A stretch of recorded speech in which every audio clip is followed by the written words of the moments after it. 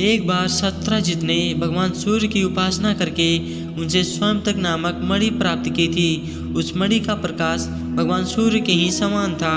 एक दिन भगवान श्री कृष्ण जब चौरस खेल रहे थे, तभी सत्यजित उस मणि को पहनकर उनके पास आया।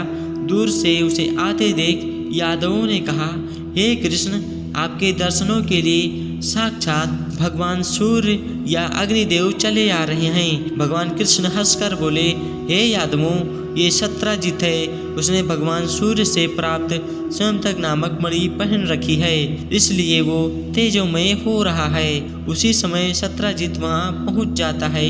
सत्यजित को देखकर यादवों ने कहा, आपके पास ये मणि है। अलौकिक सुंदर वस्तु तो राजा का अधिकार होता है। ये आप इस मणि को हमारे राजा को दे दो। किंतु सत्यजित इस बात को सुनकर बिना कुछ बोले वहां से चला जाता है। सत्यजित ने स्वयंतक मणि को अपने घर के एक देव मंदिर में स्थापित कर दिया। वो मणि नित्य उसे 8 भार सोना देती थी। जिस स्थान में वो मणि होती थी, वहाँ के सारे कष्ट स्वयं दूर हो जाते थे। एक दिन सत्यजित का भाई प्रसेनजीत उस मणि को पहन घोड़े पर सवार होकर अखेट के लिए वन में गया। प्रसेनजीत तथा घोड़े को एक सिंह ने मार डाला और मणि को छीन ली। उस सिंह को सृष्टराज जामवंत ने मारकर उस मणि प्राप्त कर ली और अपनी गुफा में चले गए। जामवंत ने उस मणि को अपने बालक का खिलौना बना दिया। जब प्रसेनजीत घर लौटकर नहीं आया तो सत्यजित ने समझा कि मेरे भाई को कृष्ण ने मार डाला और मणि छीन ली। कृष्ण पर चोरी का संदेह की बात पूरे द्वारिकाधीश में फैल चुकी थी। जब कृष्ण ने यह सुना कि मेरे ऊपर व्यर्थ के चोरी का कलंक लगाया जा रहा है, तो वो इस कलंक को धोने के लिए उद्देश्य से नगर के प्रमुख यादवों का साथ लेकर रथ पर सवार हो स्वयंतक मणि की खोज में निकले। वन में उन्होंने प्रसेनजीत और घोड़े की दोनों को मरे हुए देखा, लेकिन मणि का कोई पता नहीं था।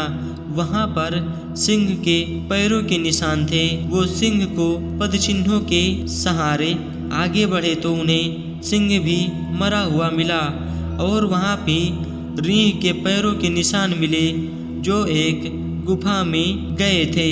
भगवान श्री कृष्ण चिन्ह को देखकर गुफा में पहुँचे। तब उन्होंने यादवों से कहा, आप लोग यहीं रुको, मैं इस गुफा में प्रवेश कर मणि को ले जाने वाले का पता लगाता हूँ। इतना कहकर वो सभी यादवों को गुफा के मुख पर छोड़कर गुफा में चले गए। उन्होंने देखा कि उस प्रकाशवन मणि को रींह का एक बालक लिए खेल रहा था। कृष्ण ने उस मणि को ले लिया। ये देखकर जामवंत अत्यंत क्रोधित होकर श्री कृष्ण को मारने के लिए झपटे। जामवंत और श्री कृष्ण में भयंकर युद्ध हुआ। श्री कृष्ण जी गुफा से वापस नहीं आए तो सारे यादव उन्हें मरा समझकर 12 दिन बाद वहां से द्वारकापुरी वापस आ गए तथा समस्त कलंक वासुदेव और देवकी से कहा। वासुदेव और देवकी व्याकुल होकर महामाया दुर्गा की उपासना करने लगे। उनकी उपासना से प्रसन्न होकर दुर्गा देवी ने प्रकट होकर उन्हें आशीर्वाद दी और कहा, तुम्हारा पुत्र तुम्हें अवश्य मिलेगा। श्री कृष्ण और जामवंत दोनों ही पराक्रमी थे। युद्ध करते करते उन्हें गुफा में 28 दिन व्यतीत हो गए। भगवान श्री कृष्ण की मार से महाबली जामवंत की नस टूट गई। वो अति व्याकुल हो उठे। अपने स्वामी श्री रामचंद्र जी का स्मरण करने लगे। जामवंत के द्वारा श्री रामचंद्र का स्मरण करते ही भगवान श्री कृष्ण ने श्री रामचंद्र के रूप में उन्हें दर्शन दिया।